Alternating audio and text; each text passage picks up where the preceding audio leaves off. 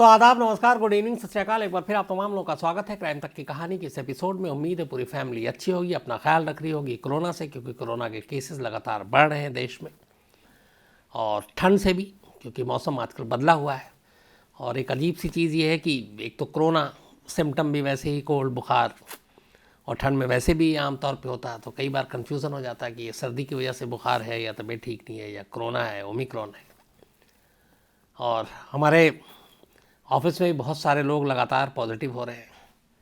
आप सभी के चहेते हमारे इस क्राइम तक की कहानी के सिलसिले को आगे बढ़वाने में जिन्होंने हमेशा मदद की, विक्रांत गुप्ता यानी कि अपने विक्की पाजी, अभी उनका बर्थडे था 3 दिन पहले, हम लोगों ने विश भी किया, मिले भी, और अब वो भी पॉजिटिव हो गए।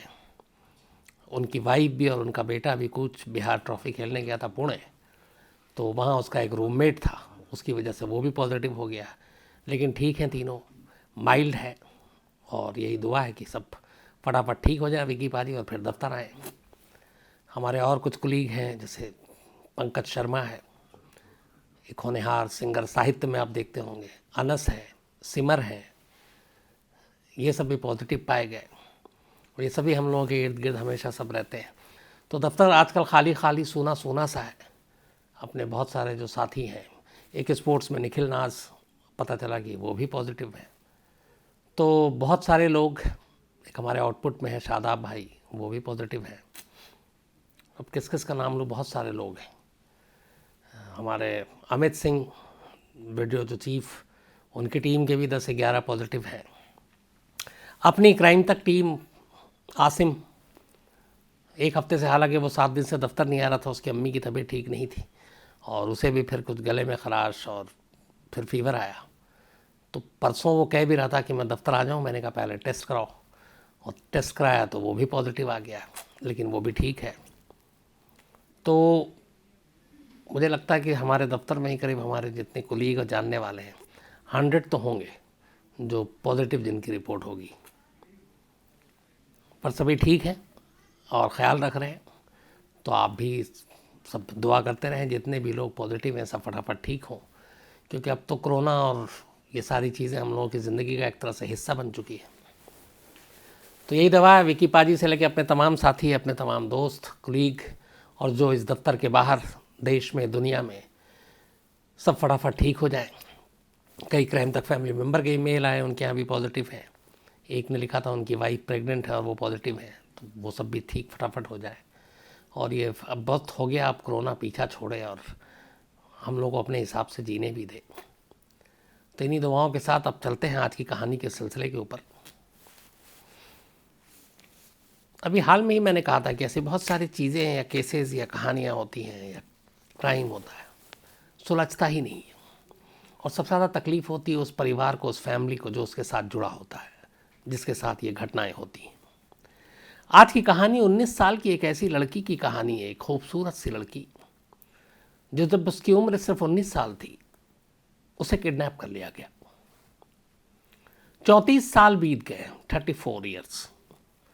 अगर 19 और 34 को हम जोड़ दें तो करीब 53 साल, 53 year.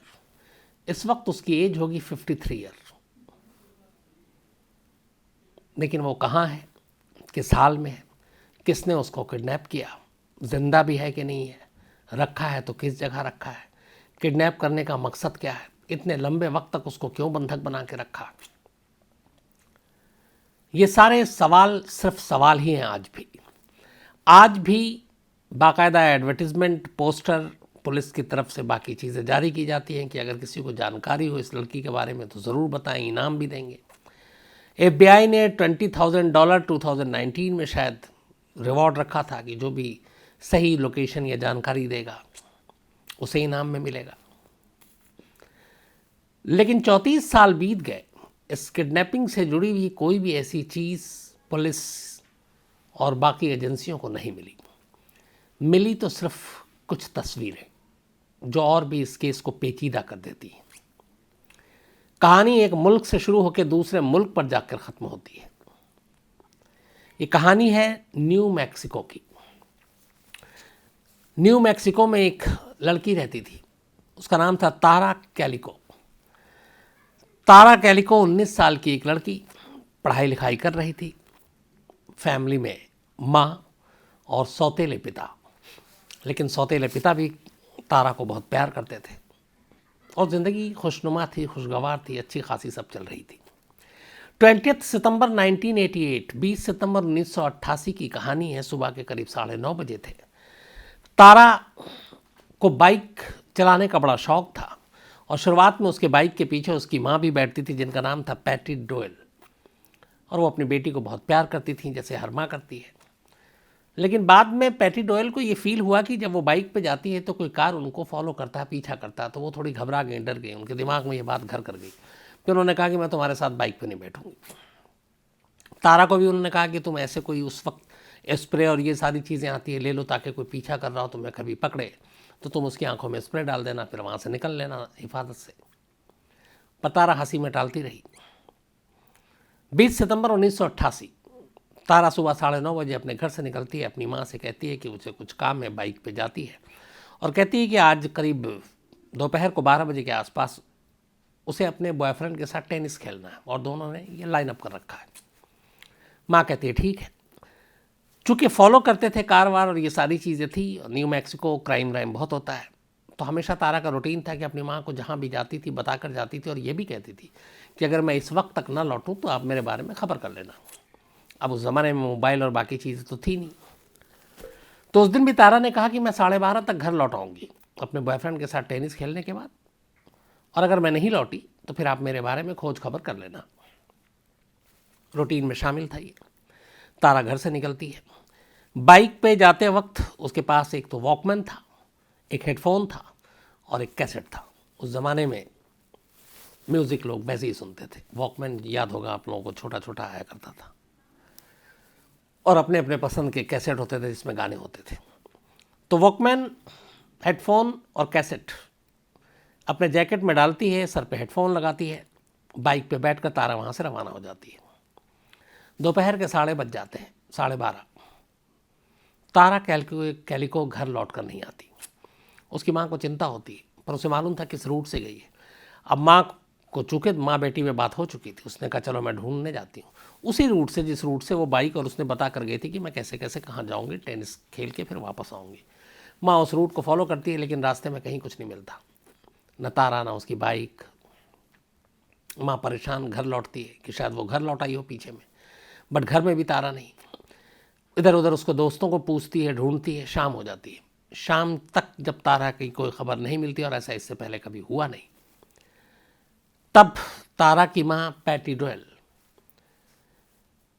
Valencia County Sheriff Department, ये वहाँ की पुलिस है, तो वेलेंसिया काउंटी शेरिफ डिपार्टमेंट को कांटेक्ट करती है और बताती है कि मेरी 19 साल की बेटी, जिसका नाम तारा कैलिको है, 12:30 तक घर आना था, वो घर नहीं लौटी और उसके बारे में कोई खबर नहीं है, किसी भी मेरे जानकार के यहाँ है नहीं। जैसे ही शेरिफ को यह खबर मिलती है, एक टीम लगाई जाती है, उसे ढूंढा जाता है, माँ से पूरा लोकेशन पूछा जाता है। तब तक अंधेरा हो चुका था। पुलिस की टीम उस रूट पे अपने लोगों को भेजती है और कहती है कि सड़क किनारे भी चेक करो। पुलिस की टीम सब चेक करती है तो एक जगह पे सड़क किनारे तारा का जो वॉकमैन था टूटा हुआ और कैसेट, ये दोनों मिलता है, हेडफोन नहीं मिलता। सड़क किनारे पड़ा हुआ, जिस जगह पे ये पड़ा हुआ था उस जगह पे सड़क पे टायर के कुछ मार्क्स थे, और वो मार्क्स थे बाइक के। और जिस तरीके का बाइक की हुलिया बताई थी तारा की माँ ने, वो उसी से जल कर रहा था, मैच कर रहा था। तो ऐसा लगा कि शायद तारा के साथ ज़बरदस्ती की गई, उसके बाइक के साथ भी, और ये बाइक के घिसटने का और उस तरीके के टायर के निशान बने। लेकिन आसपास में और कोई ऐसा सबूत, कोई सुराग नहीं मिला, ना बाइक मिली ना तारा। सिर्फ वॉकमैन मिला और हेडफोन मिला, बल्कि टेप, हेडफोन नहीं। अब पुलिस अपनी तफ्तीश करती है, लोगों से अपील करती है कि इस दिन 20 सितंबर को सुबह से लेकर दोपहर तक किसी ने एक लड़की को इस बाइक पे जा रही थी देखा हो तो बताए। कोई विटनेस नहीं आता। कई दिन बीत जाते हैं, धीरे धीरे वक्त बीतता जाता है, दिन से महीना हो जाता है, तारा का कोई पता नहीं चलता। इस दौरान में तारा के घर वाले पुलिस से कहते भी हैं कि हम रिवॉर्ड भी देंगे अगर कोई पता चल जाए, लेकिन कोई खबर नहीं मिलती। तभी कुछ वक्त बीतता है तो अचानक अब 7 विटनेस सामने आते हैं, 7 चश्मदीद। सातों बयान देते हैं अलग अलग।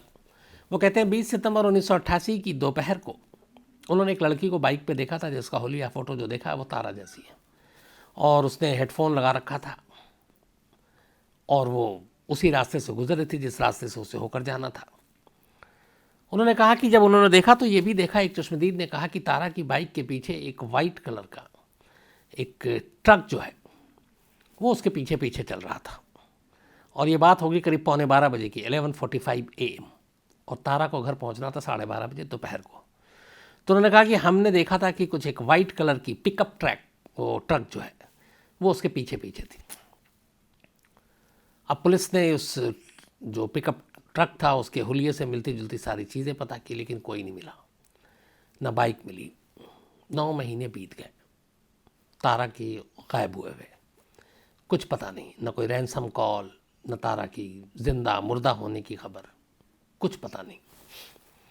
पुलिस इधर न्यू मैक्सिको की अपनी लगातार काम पे लगी हुई है, लेकिन कोई फायदा नहीं।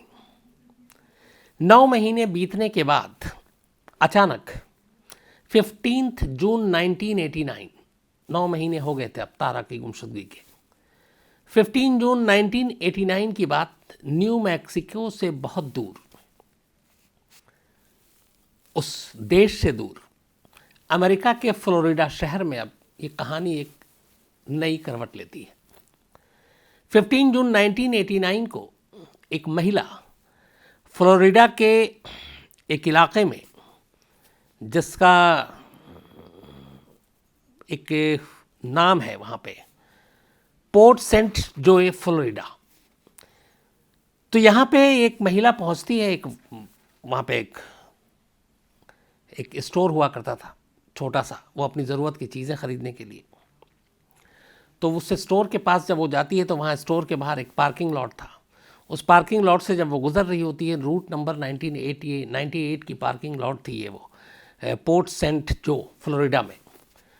तो इस महिला की नज़र अचानक एक कार के करीब नीचे पड़ी हुई एक तस्वीर पे पड़ती है। ये महिला उस तस्वीर को उठाती है, उस तस्वीर को गौर से देखती है। उस तस्वीर की खासियत ये थी कि उस महिला को देख के ही कुछ डाउट हो जाता है। उस तस्वीर में जो इसके साथ मैं आपको दिखाऊंगा, ये वही तस्वीर है जो अभी दीपक को बोलूँगा कि इसके साथ लगाएगा। एक लड़की और एक लड़का, एक छोटा सा बच्चा और एक लड़की एक छोटी सी जगह पर है। बेड पे सब कुछ अस्त व्यस्त है, पिलो है बीच में शायद।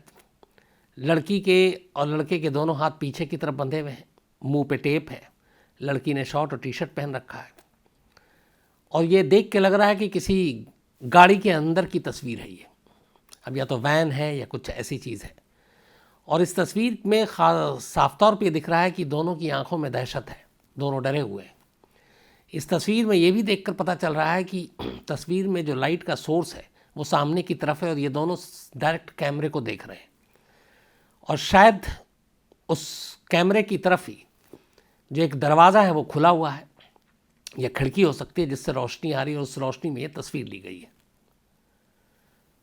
तो अब इस तस्वीर को देख के कोई भी घबराएगा, क्योंकि इस तस्वीर में जो दोनों जिस तरीके से दिख रहे हैं, पहली नज़र में साफ पता चल रहा है कि ये दोनों बंधक हैं। इन दोनों को पकड़ के जबरन रखा गया है, और इनके साथ कुछ भी हो सकता है। जब वो महिला ये तस्वीर देखती है, वो फ़ौरन स्टोर की तरफ जाती है और वहाँ से पुलिस को फ़ोन करती है। पुलिस पहुँच जाती है, वो पुलिस को ये तस्वीर देती है। अब पुलिस को महिला बताती है कि उसको ये तस्वीर कहाँ मिली। वो बताती है कि पार्किंग लॉट से वो गुजर रही थी, तस्वीर नीचे पड़ी हुई थी। पुलिस उस तस्वीर को देख के अंदाज़ा लगाती है कि तस्वीर किसी वैन की है। तो पूछती है आपने और क्या देखा? उसने कहा मैंने एक वहीं पे जहाँ पे ये तस्वीर पड़ी हुई थी उसके बराबर में एक मैंने विंडोलेस टोयोटा कार देखी थी जो पार्क थी। टोयोटा कार वैन थी वो, और वो विंडोलेस थी, उसमें विंडो नहीं था, और उसमें एक बंदा बैठा हुआ था जिसकी उम्र 30 से 35 के बीच में होगी। उसकी मूछें थी। पुलिस फ़ौरन उस जगह पे पहुंचती है, लेकिन वो वैन नहीं थी वहाँ पे, गायब। अब ये तस्वीर मिलती है, तस्वीर मीडिया तक पहुंचती है। इसके बाद एक वहाँ पे टीवी शो हुआ। उस टीवी शो में बाकायदा इस तस्वीर को दिखाया गया। जब इस तस्वीर को दिखाया गया, और इस तस्वीर को देखने के बाद एक पैटी डोयल जो तारा की माँ थी, उनके जानकार ने ये तस्वीर अमेरिका में देखी। उन्होंने फ़ोन किया और उन्होंने कहा कि एक शो में ऐसी तस्वीर आई है। गायब हुए हुए अब 9 से 10 महीने से ज़्यादा हो चुका है तारा को। वो तस्वीर पैटी डोयल देखती हैं और फ़ौरन पहचान लेते हैं कि हाँ ये उनकी बेटी तारा की तस्वीर है। उस तस्वीर को पहचानने की उनकी एक और वजह और दलील और थी कि इस तस्वीर में एक किताब रखी हुई है तारा के बराबर में, माई स्वीट ऑड्रीना। ये उसकी फेवरेट बुक थी और जो इसका ऑथर था वो उसका फेवरेट ऑथर था। तो ये तस्वीर और उसके साथ ये किताब, इन सब को देखकर तारा की माँ ने पहचाना कि ये उसकी बेटी है। अब सवाल ये था कि उसके साथ एक बच्चा भी इसी तस्वीर में है, छोटा सा है। ये बच्चा कौन है? इत्तेफाक से इस शो पे एक और शख्स ने देखा और उसने पहचाना कि ये जो बच्चा है इसको मैं जानता हूँ, और ये भी उसी न्यू मैक्सिको का है। इस बच्चे का नाम था माइकल हेनली और इसकी उम्र थी 9 साल। उसने माइकल हेनली के फैमिली को कांटेक्ट किया और उसने कहा कि ये तस्वीर है और यहाँ पे शो पे चला, आप देखिए। माइकल हेनली के घर वालों ने पहचान लिया कि हाँ ये उनका बच्चा है। पता चला कि मई 1988 में, सितंबर 1988 में तारा गायब हुई थी 20 सितंबर को, और मई 1988 में मानी कि उससे 2-4 महीने पहले ही माइकल हेनली गायब हुआ था उसी न्यू मैक्सिको से। जिस जगह से तारा गायब हुई थी उससे करीब 75 माइल्स दूर, 75 मील दूर से न्यू मैक्सिको में ही ये माइक हेनली गायब हुआ था। और इत्तेफाक से 2-3 महीने पहले ये गायब हुआ, बाद में तारा, 75 मील की दूरी, लेकिन तस्वीर में दोनों एक साथ। दोनों के घर वालों ने जब इसे पहचाना तब न्यू मैक्सिको पुलिस को भी लगा कि इसमें एक नई थ्योरी आई है। लेकिन एक सवाल बेचैन और परेशान कर रही थी, और वो ये कि न्यू मैक्सिको में ये गायब हुए दोनों, फ्लोरिडा में तस्वीर मिलने का क्या मतलब है? क्या ये लोग फ्लोरिडा में हैं? क्या उनको अमेरिका ले जाया गया? अब वहाँ की भी एजेंसियाँ और पुलिस और FBI से कांटेक्ट किया जाता है, उनसे हेल्प मांगी जाती है, FBI की टीम भी लगती है। इस दौरान में इस तस्वीर को स्कॉटलैंड यार्ड के पास भेजा जाता है ताकि वो पता कर सके कि ये रियल फ़ोटो है और इसमें वाकई जो तारा है उनकी फैमिली से और सारी डिटेल्स लेकर। तो वहाँ लैब में इसकी पूरी टेस्टिंग होती है और पता चलता है कि स्कॉटलैंड यार्ड अपनी रिपोर्ट देती है कि हाँ ये लड़की तारा ही है जो सितंबर 1988 से गायब है, और ये लड़का भी माइकल हेनरी है जो गायब है। एक और चीज़ थी, अब गायब हुई थी 88 में। जब इस तस्वीर को देखा गया तो पुलिस और बाकी एजेंसियों ने जब उसकी पूरी वो की तो पता चला कि ये जो पिक्चर ली गई है, ये पिक्चर जिस फिल्म से खींची गई है वो 1989 से पहले अवेलेबल ही नहीं था मार्केट में। तो इसका मतलब है कि ये तस्वीर 89 की थी और मई 89 के बाद की ही ये तस्वीर है। मिली थी ये जून 1989 में और ये तस्वीर खींची गई थी मई में, क्योंकि इसकी जो फिल्म थी वो उससे पहले मार्केट में आई नहीं थी। तो इसका मतलब है कि ये लेटेस्ट पिक्चर थी। अब इसके बाद फिर तफ्तीश शुरू हुई, लग गई, अमेरिका में भी ढूंढा जाने लगा, लेकिन कोई फ़ायदा नहीं। धीरे धीरे वक्त बीता, न तारा मिली न माइकल मिला। लेकिन इस दौरान में फिर एक और तस्वीर सामने आई। इस बार 2 तस्वीरें थीं। एक तस्वीर में एक न्यूड लड़की थी और ये एक ट्रेन के अंदर की तस्वीर थी और ऐसा लग रहा था जैसे वो ट्रेन खाली है। 2 तस्वीरें, एक में न्यूड लड़की और एक में एक ट्रेन के अंदर बैठी हुई एक लड़की और उसके साथ एक को पैसेंजर है। उसकी आंखों में बड़ा सा चश्मा है और बिग ग्लास। इन तस्वीरों को भी जब आया और ये फिर वैसे ही किसी गुमनाम जगह पे पड़ी हुई किसी के शख्स के हाथ लगी, उसने फिर पुलिस तक पहुंचाई। इन तस्वीरों की भी जांच की गई। जब इन तस्वीरों की जांच की गई तो फिर जो पॉटी डोयला हैं, तारा की माँ, उन्होंने पहचान लिया, ख़ासतौर पर जो न्यूड पिक्चर का क्लोजअप था पूरा, कि ये उनकी बेटी की तस्वीर है। अब उस ट्रेन में एक पैसेंजर था लेकिन उसका भी कोई सुराग नहीं मिला। तो 3 तस्वीर आ गई और इन तस्वीरों के ज़रिए जो भी इसके पीछे था किडनैपर, वो मैसेज दे रहा था या क्या कर रहा था ये किसी को नहीं मालूम कि ये ज़िंदा है, क्योंकि ना उसने रैंसम के लिए कॉल किया, ना उसने कोई और डिमांड की, ना ही उसने छोड़ा। लेकिन ये तस्वीर भी उसकी बिना मर्ज़ी के लीक नहीं हो रहा, तो तस्वीर भी जारी कर रहा। अब इसके पीछे उसकी मंशा क्या थी, उसका मकसद, मोटिव क्या था, ये कोई नहीं समझ पाया। बहुत पुलिस और तमाम चीज़ें लगी रहीं लेकिन कोई फ़ायदा नहीं हुआ। इस दौरान में अपनी बेटी की वापसी की राह तकते तकते 2006 में जो तारा की माँ है उनकी डेथ हो गई और ये वहीं फ्लोरिडा में अपनी बेटी को ढूंढ रही थी, क्योंकि सारी तस्वीरें उधर ही से आ रही थी। तो 2006 में, यानी कि तारा की गुमशुदगी के 18 साल के बाद, बेटी की जुदाई, बेटी की याद कैसी होगी, क्या होगी, इस गम में जो पॉटी डॉयल हैं उनकी माँ, उनकी डेथ हो गई। आज भी मैक्सिको में, न्यू मैक्सिको में, जिस घर में ये रहती थी तारा, उसका बेडरूम को उसके घर वालों ने, माँ बाप दोनों ने वैसे ही सजा कर रखा है। चाहे वो क्रिसमस हो या तारा का बर्थडे हो या कोई और ओकेज़न हो, जो गिफ्ट जब जब देते थे वो सारे गिफ्ट उसकी गैर हाजिरी में आज भी रखते हैं। अब माँ नहीं है तो पिता रखते हैं, और उस कमरे को यूं ही सजा कर साफ़ सुथरा हमेशा रखते हैं, इस उम्मीद में कि उनकी बेटी आएगी, चाहे वो बाकी सारी उसकी पसंदीदा चीज़ें हों उस कमरे में। और दूसरी तरफ 34 साल बीत गए। 19 साल की तारा इस वक्त 53 साल की होगी, 53। लेकिन कहाँ है, जिंदा है नहीं है, किसके कब्ज़े में है, इतनी लंबी किडनैपिंग करने वाले का मकसद क्या था, ये सारे सवाल आज भी एक रहस्य हैं। आज भी न्यू मैक्सिको की पुलिस लगातार ये एक एडवर्टीज़मेंट निकालती है कि अगर किसी को तारा की जानकारी हो तो वो इस नंबर पे कांटेक्ट करे, इस मेल पे मेल भेजे। बहुत सारे लोगों को यकीन है कि तारा जिंदा है। बीच में फिर एक तस्वीर आने की बात आई थी जो उसकी उम्र के हिसाब से अब बड़ी तस्वीर थी, और ऐसा लग रहा था कि करीब 50 साल की उम्र की वो तस्वीर है ताज़ा। लेकिन उस तस्वीर की विश्वसनीयता या ऑथेंटिसिटी अभी साबित हुई नहीं है, जिससे पता चल सके कि तारा जिंदा है कि नहीं। और अगर जिंदा है तो फिर किडनैपर का मकसद क्या है इतने दिनों तक किडनैप करके रखने का, ये भी एक पहेली है। तो ये थी कहानी 34 साल से गायब किडनैप तारा की कहानी। उस बच्चे का भी कोई सुराग नहीं मिला है जो तारा के साथ जिसकी तस्वीर आई थी। तो इस बारे में जब भी कोई अपडेट हो या आप में से और किसी के पास हो तो ज़रूर बताइएगा, फिर उसको शामिल करेंगे। FBI ने भी $20,000 ऑलरेडी इस पर रखा हुआ है कि कोई भी तारा की खबर दे। तो कहानी में तो इतना ही, लेकिन सिलसिले को आगे बढ़ाते हैं। आज हमारे वीडियो एडिटर जो ये कहानी को भी एडिट कर देते हैं, सारी चीज़ें करते हैं, राजेश अग्रवाल जी। तो राजेश अग्रवाल का आज बर्थडे है। Happy birthday Rajesh Agarwal. इसी तरह आप एडिट करते रहें, इसी तरह पूरियाँ खिलाते रहें सभी को, मुझे भी। इसके अलावा राव यश सिंह राजपूत जी हैं, इनका भी आज जन्मदिन है। हैप्पी बर्थडे राव साहब। प्रियंका वर्मा का आज बर्थडे है, तो हैप्पी बर्थडे प्रियंका। और सुभाष वर्मा जी इनकी पत्नी है, उन्होंने भेजा है, श्री गंगानगर में रहते हैं ये लोग। सरस्वती उर्फ सारू, आज इनका भी जन्मदिन है, तो हैप्पी बर्थडे सरस्वती जी।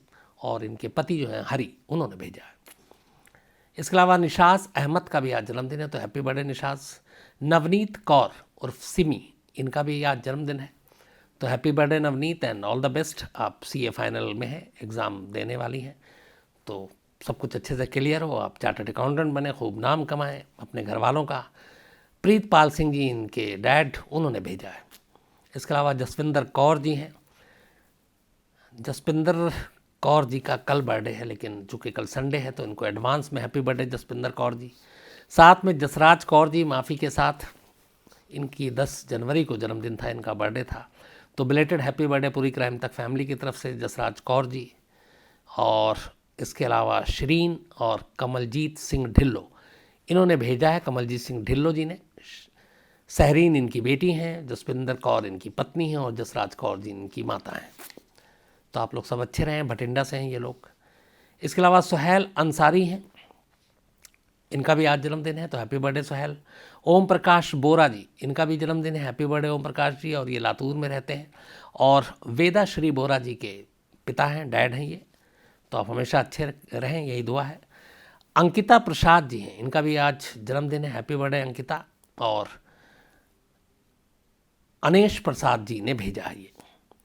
इसके अलावा जया गौर जी का भी आज जन्मदिन है, तो हैप्पी बर्थडे जया। और राहुल ने भेजा है बीकानेर से। इसके अलावा बुशरा इमरोज़ जी का भी आज जन्मदिन है, तो हैप्पी बर्थडे बुशरा जी। और वली मोहम्मद साहब ने भेजा है, पर्थ में, ऑस्ट्रेलिया में रहते हैं ये लोग। इसके अलावा विजय कुमार और किरण देवी जी, इनकी आज एनिवर्सरी है, तो आप दोनों को बहुत बहुत बधाई, हैप्पी मैरिज एनिवर्सरी। वसीम लोहार, इन्होंने लिखा है नुसरत फ़तेह अली ख़ान की कहानी सुनाइए। चलिए सुनाऊंगा, मैं सुनता भी रहता हूँ नुसरत फ़तेह अली ख़ान को, मुझे अच्छे लगते हैं, इनकी आवाज़ भी अच्छी लगती है। इसके अलावा अविनाश रॉबर्ट हैं, और इनका कहना है कि कल या परसों की कहानी जो साउथ की मूवी स्टार भावना, उसमें मैंने विक्टिम का नाम लिया, तो कायदे से लेना नहीं चाहिए। अविनाश रॉबर्ट जी, आपने बिल्कुल सही कहा है कि मोलेस्टेशन या सेक्सुअल असॉल्ट इस तरह के विक्टिम्स का नाम नहीं लेते हैं, लेकिन यहाँ पे थोड़ी सी कहानी अलग थी, इसलिए मैंने लिया। इसकी वजह ये है कि खुद जो भावना जी हैं वो सारे सोशल मीडिया पे आगे आकर लिख रही हैं, एक मुहिम चला रही हैं, और उन्होंने ये कहा कि मुझे कोई एतराज़ नहीं है। तो अगर विक्टिम की सहमति हो तो फिर ये अदालत भी कहता है कि आप उनकी पहचान को जाहिर कर सकते हैं। जैसे आपको याद होगा जब निर्भया केस हुआ था, तब उनकी माँ जो थी आशा देवी, उन्होंने कहा था कि मैं खुद अपनी पहचान, अपना चेहरा मैं मीडिया के सामने रखना चाहती हूँ। हाँ, अगर विक्टिम फैमिली नहीं कहती है, इजाज़त नहीं देती है, तो बिल्कुल आप ऐसा नहीं कर सकते। इसके अलावा हुसैन सैफ हैं छत्तीसगढ़ से, विशाल बोरीचा हैं, इन्होंने कहा कि आप नई कहानियों के साथ पुरानी कहानियों के अपडेट भी दिया कीजिए। आपने सही बात कही है, जब जब मौका मिलेगा ज़रूर दूंगा विशाल साहब। अजहर फोटो वर्ल्ड है, इन्होंने नाम ही यही लिखा है। इसके अलावा अनीता हैं, वापस लौट आई हैं, इनका एग्ज़ाम चल रहा था इसलिए कहानियों से दूर थी, अब इन्होंने कहा कि मैं वापस आ गई हूँ। इन्होंने ये भी कहा कि कोविड का पालन हम सबको खुद भी करना चाहिए, सरकार के भरोसे पे नहीं रहना चाहिए सिर्फ। परवेज़ आलम है झारखंड से, राजेश बाना है, इन्होंने कहा सुखा कला की स्टोरी आपने नहीं सुनाई, मैंने पूरी लिस्ट देख ली। अब अगर आपने इतने इससे भरोसे से कहा तो चलिए मैं वापस, अब मुझे लगता है कि मैंने सुना ही नहीं तो मैं सुना देता हूँ। अभिजीत मौर्य हैं, अशरफ खान हैं, और इसके अलावा ये जैक मा जो चाइनीज़ बिजनेसमैन, उनकी कहानी सुनना चाहते हैं। मोहित वशिष्ठ जी हैं और इनके बेटे हैं आयांश वशिष्ठ। 29 जनवरी को इनका बर्थडे है, गाज़ियाबाद में रहते हैं, अभी तो 29 में टाइम है। मोहम्मद सईद हैं हैदराबाद से, इन्होंने एक मेल लिखा, मैं सही सब आपको मेल पे रिप्लाई करूंगा, लेकिन आपको कहूँगा कि आपके जिस ट्रैवल वाले ने विदेश भेजने के नाम पे आपसे करीब 5 लाख लिए हैं, तो ऐसा नहीं है, अगर आप पुलिस में एक बार रिपोर्ट करेंगे तो पुलिस एक्शन लेगी, और अगर नहीं लेती तो आप मुझे ज़रूर मेल कीजिएगा। पर मेरा आपको सुझाव ये है कि सबसे पहले तो आप एक कंप्लेंट कीजिए अपने नियरेस्ट पुलिस स्टेशन में, और वहाँ आप सारी कहानी बताइए जो आपने लिखा है। इसके बाद आगे जो भी होगा आप मुझे मेल कीजिएगा, मैं आपकी ज़रूर मदद करूँगा। भारत चौहान है, इन्होंने लिखा कि आप पहली बार मेल किया, आपको मेल सीखा ही मेल करने के लिए, तो thank you very much Bharat आपके इस प्यार के लिए। तो आज कहानी में इतना ही। अब आपसे मुलाकात होगी परसों यानी मंडे को, कल संडे है। वही दुआ कि सब कुछ ठीक ठाक हो, आप अच्छे रहें, आपके अपने अच्छे रहें। तो किसी नई कहानी के साथ मंडे को मुलाकात। Thank you very much.